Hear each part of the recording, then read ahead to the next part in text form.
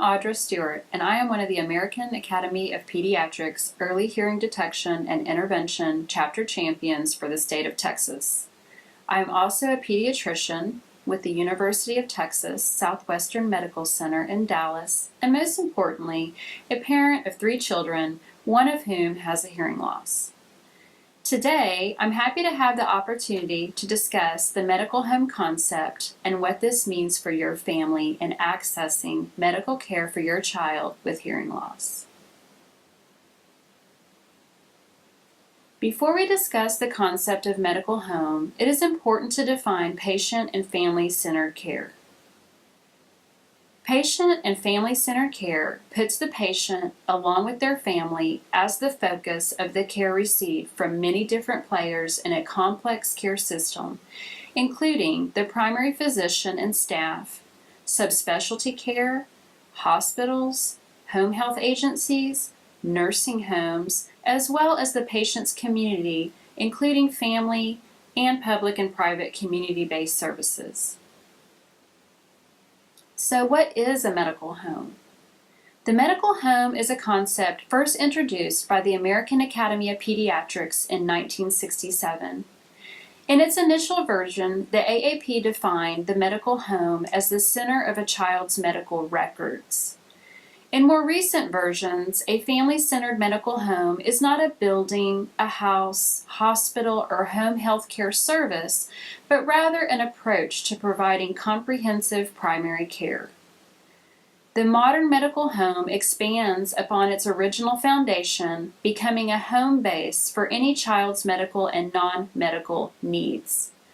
Today's medical home is a cultivated partnership between the patient, family, and primary provider in cooperation with specialists and support from the community.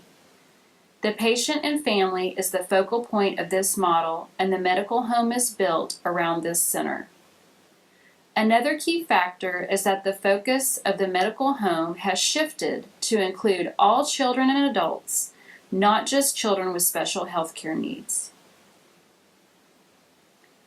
Through this partnership, the pediatric care team can help the family and patient access, coordinate, and understand specialty care, educational services, out-of-home care, family support, and other public and private community services that are important for the overall health of the child and family. The AAP developed the medical home model for delivering primary care that is family-centered, culturally sensitive, compassionate, accessible, coordinated, continuous, comprehensive to all children and youth, including children and youth with special health care needs. The medical home plays a key role in supporting TXEHDI systems. Since 2001, the AAP implemented a program improving the effectiveness of newborn hearing screening, diagnosis, and intervention through the medical home. The TXEHDI Task Force on Newborn and Infant Hearing has developed educational materials for both professional and public audiences that can be found on the Texas TXEHDI statewide campaign website. TXEHDI Guidelines for Pediatric Medical Home Providers is an easy-to-follow flowchart that can serve as a guideline for pediatric primary care providers and others involved in the medical care of infants and young children and their hearing health. So how do you know if you are a part of a medical home? Ask yourself these questions. Does my child have at least one personal doctor or nurse who knows him or her well and serves as a usual source of sick care? Is it relatively easy for my child to obtain referrals to specialty care and access to therapies or other services or equipment? Are we, the family, very satisfied with the level of communication among my child's doctors and other programs? Do we, the family, usually or always receive sufficient help coordinating care when needed and receive effective care coordination? Does the child's doctors usually or always spend enough time with us, the family, listen carefully to our concerns, sensitive to our values and customs, provide any information we need, and make us, the family, feel like a partner in our child's care? Is an interpreter usually or always available when needed? If the answer to any of these questions is no, then a discussion may need to occur with your child's providers regarding optimal care. How do you, as a parent, become an effective team player for your child's medical home? First, read, read, read.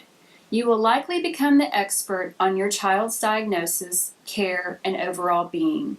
You will possibly find new information or answers before your healthcare team. This also allows you to formulate better questions to ask the team regarding your child's care.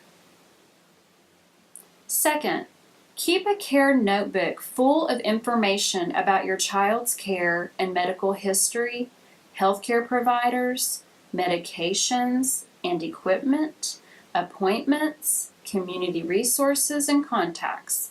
This enables you to be a good historian regarding your child's past and future care. Third, meet other families who are facing similar concerns and fears as yours. Some of the best ideas and solutions can stem from other parents' experience with a similar situation. This will enable you to problem solve regarding unique issues related to your individual child. We hope you found this information helpful. For more information, please view the additional links for this module posted on the TXEHDI statewide campaign website. Thank you for joining us.